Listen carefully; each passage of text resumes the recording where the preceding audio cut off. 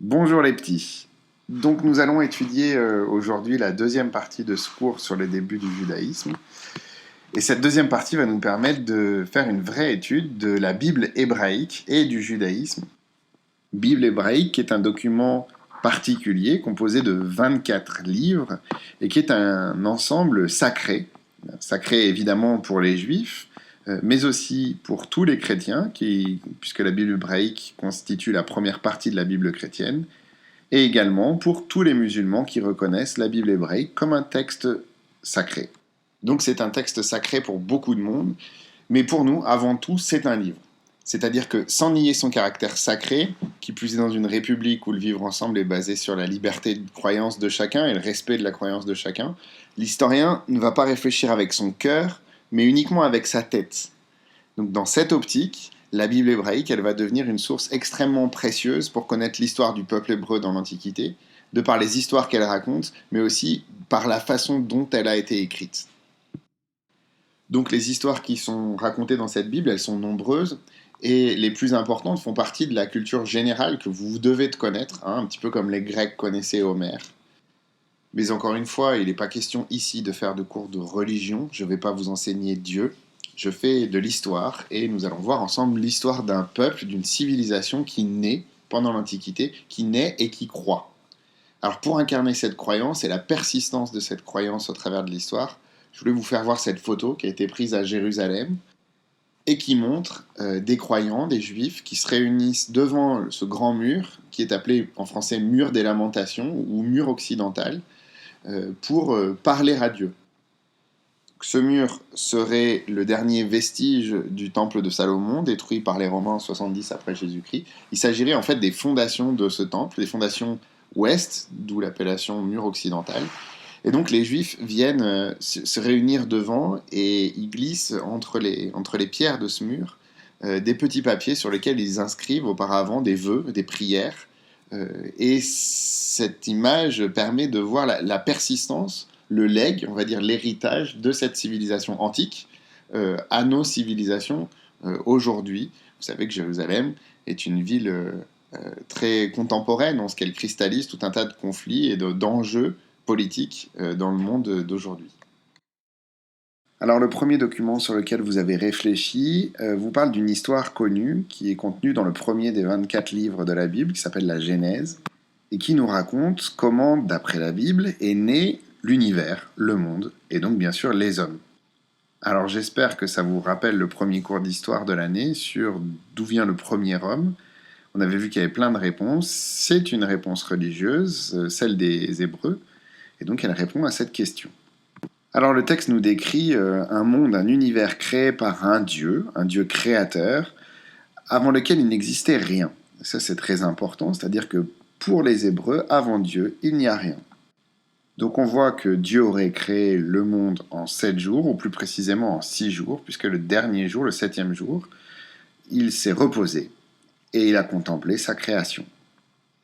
Donc vous avez vu dans le détail, le premier jour il crée le jour, la nuit, le deuxième jour il crée le ciel, le troisième il crée la terre, la mer, la végétation, le quatrième jour il crée le soleil, donc le grand luminaire, la lune, le petit, et les étoiles pour se repérer.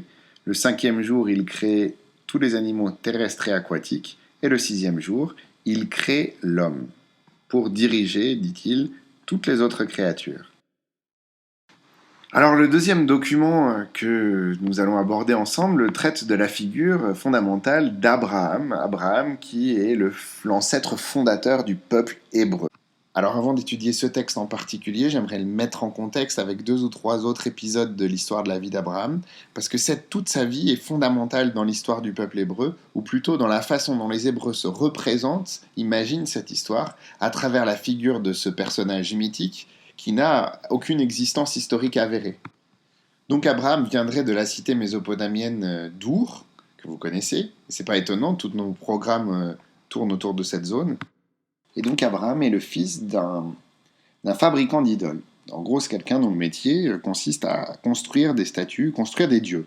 Voilà, tout simplement. Donc il vient d'un milieu très polythéiste, jusqu'au jour où il apparaît le Dieu des Hébreux. Il se retrouve donc face contre terre, ébloui par tant de puissance. Et ce Dieu lui dit quitte ton père et pars avec ceux qui te suivent vers l'endroit que je t'indiquerai. Cet endroit, c'est donc la terre promise, ce qu'ils appellent Canaan. Alors ça fait d'Abraham un fondateur, en ce qu'il tourne le dos à son passé, il rompt avec son passé, pour être le commencement d'une nouvelle histoire, celle du peuple hébreu. Donc ça, c'est un premier épisode. Il y a un deuxième épisode de la vie d'Abraham dont je voulais vous parler. Donc la Bible raconte qu'à un moment, Dieu apparaît à Abraham, qui se retrouve une nouvelle fois face contre terre, et il lui demande, Avram, puisqu'il s'appelle Avram en fait au départ, tu dois faire un enfant à ta femme Sarai. Sarai, ça veut dire ma princesse en hébreu. Et de cet enfant naîtra une descendance qui formera un grand peuple, un peuple élu. Ça, c'est un épisode qui s'appelle la première alliance. Donc c'est une promesse que lui fait Dieu. C'est une alliance. Mais il y a un problème. Sarai est bien trop vieille pour avoir un enfant. Abraham aussi est vieux, mais lui, ça pose moins de problème. Et donc, elle ne peut pas avoir d'enfant. Donc, il y a un moment où Sarai lui dit, bon, écoute, Dieu t'a demandé de faire un enfant, il faut que tu en fasses un. Donc, fais un enfant avec Agar, la servante, notre servante. Elle est plus jeune que moi, elle pourra te donner un enfant. Et donc, Abraham accepte. Et là, Dieu lui apparaît, pim, face contre terre, et lui dit, ok, t'as fait un enfant, mais c'est pas ce que je t'avais demandé. Je t'avais demandé de faire un enfant à ta femme et de l'appeler Isaac. Donc, il appelle ce premier enfant avec sa servante Agar, il l'appelle Ismaël. Et il continue donc d'essayer de faire un enfant à sa femme. Et puis finalement, au bout d'un temps, il arrive à faire un enfant à sa femme. Donc il a à l'époque, lui il a 100 ans, sa femme en a 90. Et il arrive finalement à faire un enfant qu'il appelle donc Isaac. Alors pour la petite histoire, que vous allez bien garder en tête en attendant l'année prochaine en 5e, Sarai qui change de nom, elle devient non plus Sarai, ma princesse, mais à partir de la naissance de son fils, elle devient Sarah, ce qui signifie tout simplement princesse. Et Avram aussi va changer de nom, il passe de Avram à Abraham, qui est le nom sous lequel vous l'avez connu dans les documents. Et donc, pour la petite histoire, Sarah, du coup, demande à Abraham en lui disant, bon, écoute, la servante, là, avec son fils, là, maintenant, ça sert plus à rien, puis elle fait trop sa belle, donc répudie-la, chasse-la. Abraham cède, chasse Agar et son fils. Dieu lui promet qu'il s'en occupera, et qu'il n'y aura pas de problème, mais que c'est par Abraham qu'il aura une descendance qui formera un grand peuple, un peuple élu. Alors toutes ces histoires, pour d'abord vous donner une culture générale, qu'elle soit religieuse ou non, surtout que vous connaissiez ces références culturelles, ça me paraît important. Et puis d'autre part, pour comprendre un peu mieux le texte que je vous ai fait étudier. Effectivement, Isaac, vous avez bien compris, que c'est le fils désiré d'Abraham et de Sarah pendant des décennies. C'est aussi en soi la preuve d'un miracle, donc quelqu'un de très précieux, d'où l'importance du texte qui va suivre. Donc dans ce deuxième document, on voit les personnages du texte que sont Abraham, Isaac, donc, Gabriel, l'ange, et Dieu lui-même. Et Dieu va lui demander de sacrifier son fils Isaac. Alors ça paraît complètement fou. On a déjà un Dieu, vous voyez, qui est relativement sévère, pas forcément très câlin. Et il lui demande de sacrifier. La scène se passe sur le mont Moria, dans le pays de Canaan, donc le pays des Hébreux, au bord de la mer Méditerranée. Abraham et son fils sont en train de monter en haut de la montagne pour faire le sacrifice. Abraham a dit à son fils qu'il allait sacrifier un animal. Et son fils lui demande, nous avons le bois pour faire le feu, nous avons le poignard, mais où est l'animal du sacrifice ? Et là, Abraham doit mentir à son fils en lui répondant, Dieu y pourvoira. Ça veut dire, Dieu en trouvera un au moment venu. Finalement, Abraham donc obéit et sacrifie son fils. Mais au moment où son couteau tombe sur son fils, apparaît l'ange Gabriel qui le remplace par un bélier et qui sauve Isaac. En fait, tout cela n'était simplement qu'un test pour savoir si Abraham était véritablement obéissant. Alors ça nous prouve que oui, que l'ancêtre des Hébreux était totalement fidèle à Dieu. Et c'est une histoire aussi que je vous demande de garder dans votre tête, parce que l'année prochaine, on en verra une autre version. Certains d'entre vous savent peut-être de quoi je veux parler. Suspense. En tout cas, ici, on voit comment les Hébreux répondent à la question « D'où venons-nous » Alors, on change un petit peu de contexte et on va sur ce troisième texte qui est un psaume, c'est-à-dire un poème de la Bible. et qui nous décrit, avec un certain style littéraire d'ailleurs, la tristesse d'une personne à qui manque la ville de Jérusalem et qui se promet à lui-même que jamais il ne l'oubliera. Donc on voit bien que ce texte a été écrit lors de l'exil à Babylone, après la chute du royaume hébreu de Juda, après la conquête babylonienne.